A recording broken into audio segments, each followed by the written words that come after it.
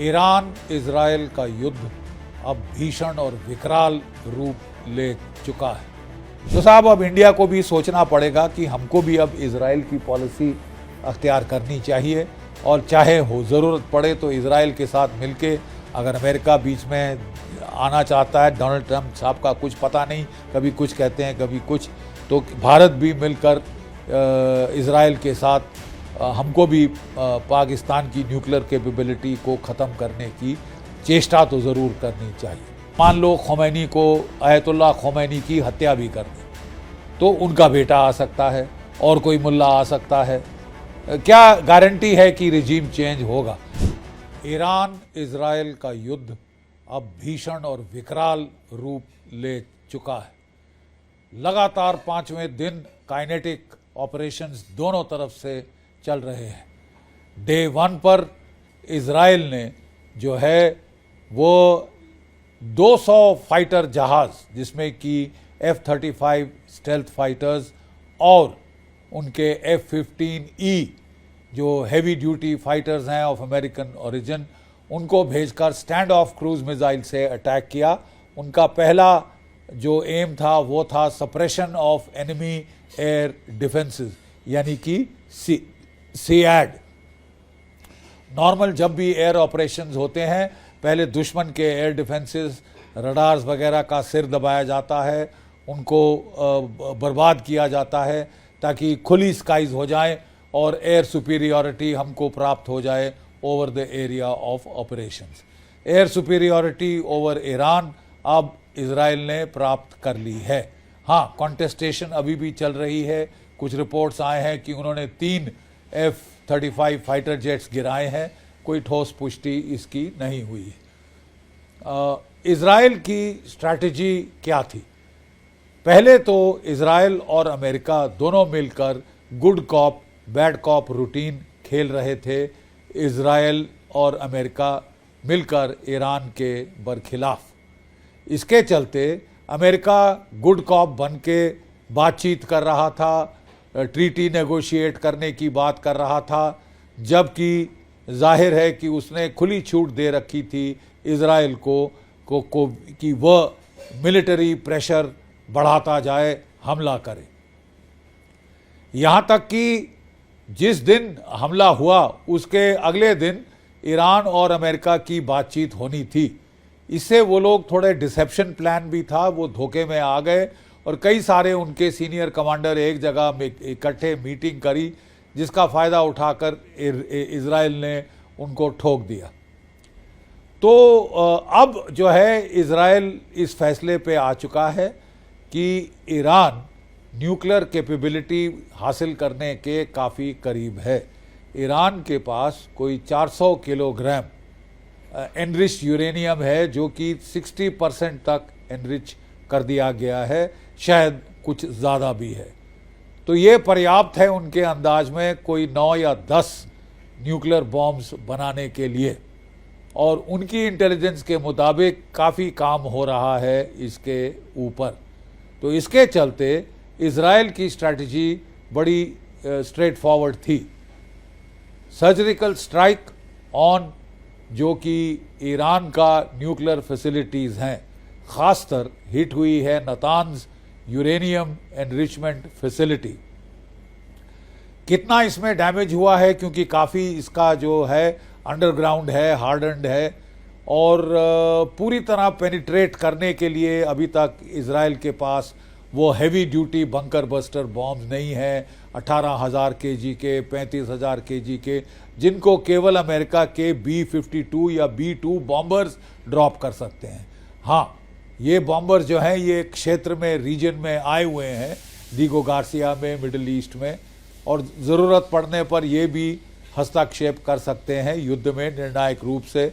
खासकर जो फोदरा की जो अंडरग्राउंड हार्डन्ड फैसिलिटी है 100 मीटर नीचे, उसको बर्बाद करना हो तो in heavy duty bunker buster bombs की ज़रूरत पड़ेगी, जो इजराइल के पास नहीं है। इजराइल की प्राथमिकता रही है कि कमांड एंड कंट्रोल टारगेट्स को हिट करे। 20 सीनियर ईरानियन मिलिट्री ऑफिसर्स मार डाले गए हैं, जिनके अंदर शामिल हैं IRGC का commander Hosseini, general Hosseini, Iranian army का कमांडर, एयरफोर्स का कमांडर, ईरानियन इंटेलिजेंस का, मिलिट्री इंटेलिजेंस का कमांडर इत्यादि कोई 20 टॉप ऑफिसर्स शामिल, कई ब्रिगेडियर जनरल्स उन्होंने पिन पॉइंट हिट किए हैं। और यहाँ तक कि ईरान ने आदेश दिए हैं कि कोई भी उनका जो टॉप कमांडर है वो मोबाइल अपने पास नहीं रखेगा, क्योंकि उनको मोबाइल से ट्रैक किया जा रहा है और बड़ी एक्यूरेसी के साथ उनको हिट किया जा रहा है। ठीक है, इजराइल ने एक मोसाद ने ये भी ट्राई किया कि जो टनल्स जहाँ पे इन्होंने अपने बैलिस्टिक मिसाइल्स छुपा रखे हैं उनके एंट्रेंसेस को टारगेट किया, जो सड़क जहाँ से जाके उन्होंने लॉन्चर्स ने फायर करने थे उनको भी टारगेट करके उन्होंने कुछ नुकसान पहुँचाया है। इसके अलावा उन्होंने ऑयल फैसिलिटीज़ को हिट किया है, ज़्यादातर डोमेस्टिक ऑयल प्रोडक्शन को हिट कर रहे हैं ताकि आक्रोश ईरान की जनता में ज़्यादा हो, उनको चोट पहुँचे। उन्होंने अभी तक इतने बड़े पैमाने पर एक्सपोर्ट फैसिलिटीज़ और टर्मिनल्स को हिट नहीं किया है, हिट किया तो है लेकिन ज़्यादातर फोकस रहा है इंटरनल कंजम्पशन के ऊपर, ऑन ईरान्स ऑयल कंजम्पशन। तो अब जो है दूसरा क्या स्ट्रैटेजी हो सकती है इजराइल की, लोग अटकलें लगा रहे हैं कि इजराइल की स्ट्रैटेजी है regime change. Top military commanders तो उसने 20 मार डाले हैं अभी तक, औरों को भी टारगेट कर रहा है। 6 न्यूक्लियर साइंटिस्ट, कोई लोग कह रहे हैं 10 टॉप न्यूक्लियर साइंटिस्ट जो वेपन डिज़ाइन वगैरह में इन्वॉल्व थे उनको भी ख़त्म कर दिया है, और नातान्स फैसिलिटी को हिट किया, इत्यादि इत्यादि। लेकिन is it enough to defang the Iranian nuclear capability? क्या गारंटी है कि 3-4 साल बाद, 5 साल बाद वो फिर इनको रिपेयर ना कर ले, रीजनरेट ना कर ले, इतना यूरेनियम फिर से ना बना ले? तो गारंटी क्या है कि ये सिलसिला चलता नहीं रहेगा मिडिल ईस्ट में? लड़ाई होगी, झड़पें होंगी, फिर सीज फायर होगा और फिर ईरान अपने ज़ख्म चाट कर लेकिन वो अपनी कैपेबिलिटी को फिर रीजनरेट करेगा। तो एक तरीका है कि भाई रिजीम चेंज किया जाए, एक ऐसा रिजीम लाया जाए ईरान में जो कि इजराइल के हितों को और अमेरिका के हितों के बरखिलाफ ना जाए, न्यूक्लियराइज ना करे। क्या ये इतना आसान है?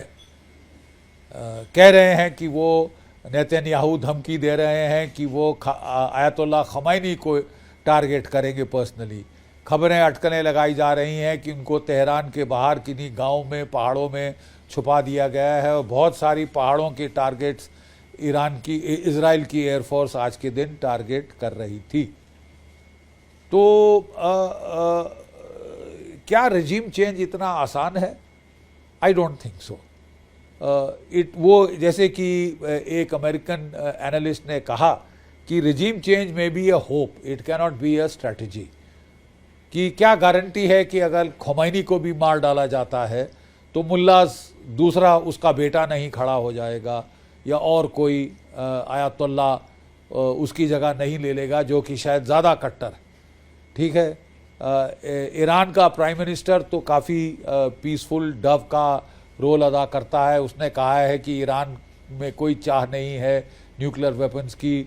आयतुल्ला ने भी कह दिया है कहने के लिए, लेकिन कथनी और करनी में फ़र्क है और ज़रूर वो न्यूक्लियर वेपन का तैयारी तो कर ही रहे हैं क्योंकि उनको अपने एग्जिस्टेंस का अब डर है। लेकिन सवाल ये है कि ईरान को कोई ज़रूरत नहीं थी धमकी देने की कि वो इजराइल को मिलियामेट कर देगा, न्यूक्लियर बॉम्ब इस्तेमाल कर देगा। इजराइल का कोई राइट एग्जिस्ट करने का नहीं है। अब ये तो थोड़ी ज़्यादती है और इस पर अगर दूसरा अपना बचाव करे तो यू कांट कंप्लेन। ईरान की क्या स्ट्रेटजी हो सकती है?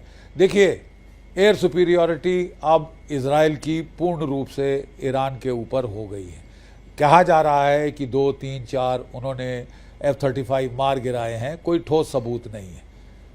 ये भी कहा जा रहा है कि चीन के 2 बड़े हैवी ड्यूटी ट्रांसपोर्ट एयरक्राफ्ट आए हैं। क्या लेकर आए हैं? क्या सरफेस टू एयर मिसाइल लेके आए हैं? S-300 तो बेकार साबित हुआ, S-300 तो बेकार साबित हुआ पाकिस्तान में भी। तो क्या S-400 के बराबरी के मिसाइल दे रहा है चीन? HQ-18 जो उनके 9 और 16 वो पाकिस्तान में भी काम नहीं किए थे, तो दुनिया का फेथ उनसे तो हट गया है। तो ये जहाज़ क्या लेकर आए? मुझे लगता है कि शायद वो, अगर ज़रूरत इस वक्त को ज़बरदस्त है ईरान को, तो वो है surface to air missile defences की। लेकिन इतनी शॉर्ट टाइम ड्यूरेशन में क्या वो उन पे माहिर हो जाएंगे चलाने में, या चाइनीज़ क्रू को ऑपरेट करना पड़ेगा? ये देखने वाली बात होगी, क्योंकि ये भी एक सीरियस हस्तक्षेप हो जाएगा। अब रहा सवाल कि ईरान के पास विकल्प क्या रह जाते हैं। ईरान एक तो अपने बैलिस्टिक मिसाइल ताबड़तोड़ इजराइल पे फायर कर रहा है। कहा अटकल लगाई जा रही है कि अब तक 350 से ज़्यादा उसने जो हैं बैलिस्टिक मिसाइल्स फायर कर दिए हैं इजराइल के ऊपर। और गौरतलब बात यह है कि despite Iron Dome, despite the layer defence of Arrow 2, Arrow 3 of जो उनके मीडियम रेंज सैम्स हैं डेविड स्लिंग, और जो उनका क्लोज इन टैक्टिकल डिफेंस है आयरन डोम, ये सब के बावजूद बनिस्बत कोई 9 से 10% मिसाइल्स वो अपनी टारगेट हिट कर चुके हैं, खासकर जो हाइपरसोनिक बैलिस्टिक मिसाइल हैं।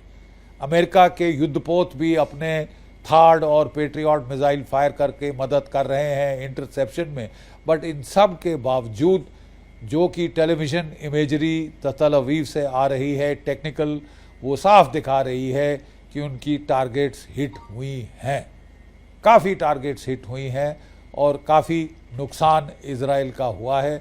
मतलब इसके पहले इजराइल की सिविल मेनलैंड इजराइल में उनकी पॉपुलेशन, उनकी टारगेट्स का इतना पहले नुकसान नहीं हुआ है जितना इस बार हुआ है। ईरान क्लेम कर रहा है कि उसने मोसाद के हेडक्वार्टर को हिट किया है। वो क्लेम कर रहा है कि उसने MOD के नज़दीक जो है अपने बैलिस्टिक मिसाइल गिराए हैं। वो कह रहा है कि इनकी जो टनेज है 1 टन का वॉरहेड है, 1.5 टन के वॉरहेड हैं, तो नुकसान तो काफ़ी है, जो कि टेलीविज़न स्क्रीन्स पे जग जाहिर है, उसको छुपा नहीं पा रहा इस बारी इजराइल, राइट। और जो उन्होंने उनकी ऑयल फैसिलिटीज़ टारगेट करी हैं, उसके टिट फॉर टैट जवाब में ईरान ने भी जो हाइफा की ऑयल टर्मिनल है उसको काफ़ी नुकसान पहुंचाया। हाइफा बिगेस्ट पोर्ट है इजराइल का, कोई 20 मिलियन टन्स कार्गो और ऑयल हैंडल करता है हर साल, वहाँ भी काफ़ी नुकसान हुआ है, आग लगी, ठीक है। और जो इंटेलिजेंस यूनिट 8200 है जो जोलन हाइट्स में है इजराइल की, जो ज़्यादातर टारगेट्स प्रोवाइड कर रहा था, टारगेटिंग इंटेलिजेंस प्रोवाइड कर रहा था, उसको भी हिट किया है। वहाँ पे ओवर द होराइजन रेडार्स हैं, कह रहे हैं उनको भी हिट करने की कोशिश करी है ईरान ने। और अभी तक जो नुकसान हुआ है दोनों साइड का, वो ईरान के कोई 525 के करीब अफराद कल रात फ्राइडे तक मारे गए थे और 1250 के ऊपर उनके लोग घायल हुए हैं ईरान के। याद रहे, ईरान में कोई ख़ास सिविल डिफेंस इंफ्रास्ट्रक्चर नहीं है। बड़ी हैरत की बात है, क्यों नहीं। सायरन भी हर जगह नहीं बचते और कोई अंडरग्राउंड बंकर्स भी आम आबादी के लिए नहीं बने। मेट्रो स्टेशन में कितने जा रहे हैं नहीं जा रहे मालूम नहीं, लेकिन पैनिक मच गया है तेहरान में। और इजराइल ने भी घोषणा करी है, डोनाल्ड ट्रंप ने घोषणा करी है कि तेहरान के आम जनता तेहरान खाली कर दें, भाग जाएं, नहीं तो उनकी सेफ्टी के ऊपर बहुत खतरा है। तो एक तो ईरान के पास वो रिटेलिएट कर रहा है बैलिस्टिक मिसाइल से, कोई 3000 के करीब उसके पास बैलिस्टिक मिसाइल हैं। कितने डिस्ट्रॉय हुए हैं नहीं हुए कहा नहीं जा सकता, लेकिन वो हर रात बैलिस्टिक मिसाइल्स फायर करके पहली बार इजराइल के ऊपर भी चोट पहुंचा रहा है। इजराइल का कहना है कि भाई ये हमारा कैलकुलेटेड रिस्क था, ये रिस्क हमको एक्सेप्ट करना पड़ा क्योंकि ईरान न्यूक्लियर कैपेबिलिटी के बहुत क्लोज आ गया था और किसी भी हालत में हम वो रिस्क एक्सेप्ट नहीं कर सकते थे कि ईरान के हाथ में न्यूक्लियर बम आ जाए। ईरान और पाकिस्तान इजराइल के मुताबिक दो ऐसे मुल्क हैं जो नॉर्मल रूल से प्ले नहीं करते और इनके हाथ में न्यूक्लियर वेपन आना निहायत खतरनाक है। याद रहे 1984 में भी ईरान ने भारत को कहा था कि आप अपने एयर बेसिस हमको दे दीजिए, हमारे फाइटर जेट्स आके उनकी पाकिस्तान के न्यूक्लियर रिएक्टर्स को उड़ा देंगे, ना रहेगा बांस ना बजेगी बांसुरी।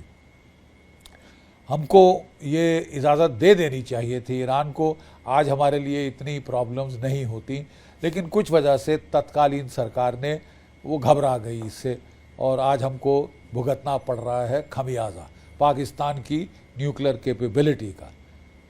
पाकिस्तान ने भी साहब एक अजीबो गरीब इसमें किरदार निभाया है। उसने जो है अपनी गीदड़ भभकियाँ दी हैं और उसने ईरान को आश्वासन दिया है। ईरान के लोग कह रहे थे, ईरान के मिनिस्टर कह रहे थे कि पाकिस्तान ने आश्वासन दिया है कि अगर इजराइल हम पर न्यूक्लियर बॉम्ब फायर करता है तो हम उस पर न्यूक्लियर बॉम्ब इस्तेमाल करेंगे। याद रहे पाकिस्तान के जो गौरी 2 गौरी 3 मिसाइल्स हैं उनकी रेंज 2800 किलोमीटर के करीब है, जबकि इजराइल का फासला 3400-500 किलोमीटर से ज़्यादा दूर है। तो टेक्निकली पाकिस्तान के मिसाइल पहुंच ही नहीं सकते इजराइल, ठीक है। अगर उसको करना है तो या तो सऊदी अरेबिया से फायर करने होंगे या तुर्की से। क्या सऊदी अरेबिया ऐसी परमिशन इजाज़त देगा पाकिस्तान को, या तुर्की हिम्मत करेगा ऐसी करने की? ये तो सवाल ही मैं समझता हूँ नहीं उठता। तो अब सवाल है कि अगले ही दिन पाकिस्तान ने जो भी गीदड़ भभकी चुपके से देकर ईरान को खुश करने की कोशिश करी हो, अपने आप को इस्लामिक दुनिया का आका जताने की, खलीफा जताने की कोशिश की हो, अगले दिन ही पाकिस्तान के होश हवास उड़ गए और उन्होंने पूर्ण डिनाइल दिए कि हमने ऐसा कुछ आश्वासन नहीं दिया है, हमने ऐसा कुछ नहीं कहा है। पाकिस्तान के न्यूक्लियर बॉम्ब केवल पाकिस्तान के डिफेंस के लिए है और उनके मुताबिक इंडिया सेंट्रिक। तो साहब अब इंडिया को भी सोचना पड़ेगा कि हमको भी अब इजराइल की पॉलिसी अख्तियार करनी चाहिए, और चाहे हो ज़रूरत पड़े तो इजराइल के साथ मिलके, अगर अमेरिका बीच में आना चाहता है, डोनाल्ड ट्रंप साहब का कुछ पता नहीं, कभी कुछ कहते हैं कभी कुछ, तो भारत भी मिलकर इजराइल के साथ हमको भी पाकिस्तान की न्यूक्लियर कैपेबिलिटी को ख़त्म करने की चेष्टा तो ज़रूर करनी चाहिए। तो इजराइल के पास इसके चलते क्या विकल्प रह जाता है? कोई ख़ास दुनिया में उसका सपोर्ट नहीं हुआ है, ना रूस ना चीन खुलकर आए हैं।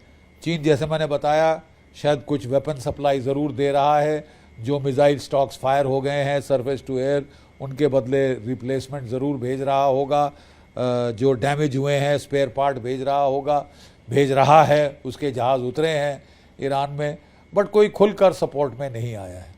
G7 ने आज तो साफ कह दिया कि साहब हम इजराइल का समर्थन करते हैं क्योंकि उसकी आत्मसुरक्षा का सवाल है, उसको एग्जिस्टेंशियल थ्रेट है, और हम भी गवारा नहीं है हमको कि ईरान के जैसे देश के हाथ में न्यूक्लियर हथियार आए। और डोनाल्ड ट्रंप वहाँ से बीच G7 की वार्ता के वो छोड़कर वापस वॉशिंगटन गए हैं और ये कह के गए हैं, स्टेटमेंट दी है कि मैं पीस टॉक करने नहीं आया हूँ। तो क्या विकल्प क्या है? क्या अमेरिका हस्तक्षेप करेगा? क्या जिस तरह की नेतन्याहू साहब बार बार अमेरिका से गुहार लगा रहे हैं कि आप भी शामिल हो जाओ, एक बार खलास ही कर दिया जाए ये खतरा ईरान का, तो क्या वो जो है क्या वो लड़ाई में शामिल होंगे? ये इस पे सवालिया निशान है। मेरा ख्याल तो अभी तक good cop bad cop routine चल रही है। इजराइल मार लगा रहा है और डोनाल्ड ट्रंप जो है वो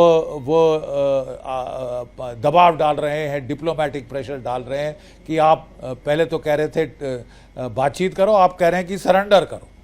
न्यूक्लियर कैपेबिलिटी आपको सरेंडर करनी होगी, नहीं तो आपको जो है हम ख़त्म कर देंगे, तबाही कर देंगे। क्या अमेरिका हस्तक्षेप करेगा?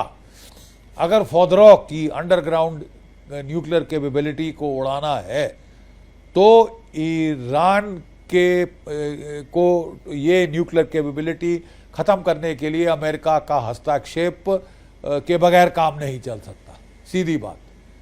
क्योंकि अमेरिका के पास ही B-52 B-2 बॉम्बर्स हैं जो कि 35,000 किलो और 18,000 किलो के bunker buster mother of all bombs लगा के इनको बर्बाद कर सकते हैं। ठीक है, जो अभी तक इजराइल ने फायर किया है, कोई गारंटी नहीं है कि 3, 4, 5 साल के बाद इजराइल ये कैपेबिलिटी को फिर रीजनरेट ना कर ले। इजराइल के मुताबिक ईरान के पास 400 किलोग्राम एनरिच्ड यूरेनियम है जो कि 60% तक एनरिच किया जा चुका है, और इजराइल का कहना है कि उनके पास 9 या 10 न्यूक्लियर बॉम्ब्स, यूरेनियम बॉम्ब्स बनाने के लिए पर्याप्त मटेरियल है आज के दिन। तो कहाँ है ये 400 किलोग्राम? मैं नहीं समझता ईरान उसको एक ही जगह उसको छुपा कर रखेगा। काफ़ी चांसेस हैं कि वो उसको स्टॉक को डिस्पर्स करके, हाइड करके बचाने की कोशिश करेगा। कई जगह अमेरिका में अटकलें लगाई जा रही थी कि इजराइल अपने कमांडोज भेज के इसको पकड़ने की, सीज करने की कोशिश करेगा। बड़ा डिफ़िकल्ट ऑपरेशन होगा कि Iran is not such a push over कि आप जाके स्नैच एंड ग्रैब ऑपरेशन करके 400 किलोग्राम वहाँ से एनरिच्ड यूरेनियम को वहाँ से स्नैच एंड ग्रैब कर लें। मतलब बड़ा डिफ़िकल्ट ऑपरेशन होगा, और कि इतनी कैपेबिलिटी इजराइल के पास भी है या इजराइल अमेरिका के पास मिलकर भी है, ये भी क्वेश्चनेबल है। क्योंकि हम जानते हैं हॉस्टेज रेस्क्यू का क्या फियास्को हुआ था जिमी कार्टर साहब के टाइम, जब वो प्रेसिडेंट थे। फियास्को हो गया था, बड़ा भारी ऑपरेशन प्लान किया था। तो क्या अमेरिका हस्तक्षेप करेगा फाइनल डिस्ट्रक्शन में? और अगर वो हस्तक्षेप करता है तो क्या प्रोबेबिलिटी क्या हो सकती है, आगे युद्ध क्या मोड़ लेगा?